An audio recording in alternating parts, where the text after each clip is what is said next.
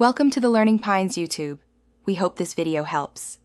You start by confirming you have site admin rights and that the team has proper licenses. This avoids permission roadblocks later.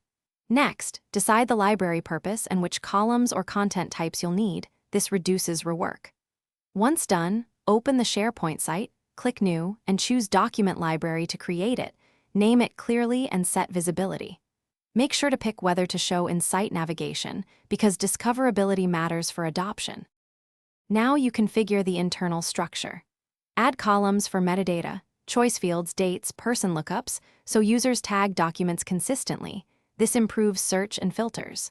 Once columns exist, create custom views, a grouped view for project, a filtered view for active items, and set a sensible default view for daily work. Also enable versioning and required fields where needed, and decide on check-in/checkout to prevent conflicts. These settings protect content integrity and support governance. Finish by applying permissions. Use groups and minimum necessary access, and only break inheritance if you must. Then add automation. Simple alerts or power automate flows for approvals and notifications to streamline work.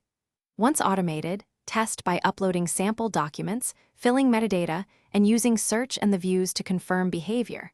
If things go wrong, check permission inheritance and column internal names first. Often mismatched permissions or renamed fields cause failures, and reverting to version history.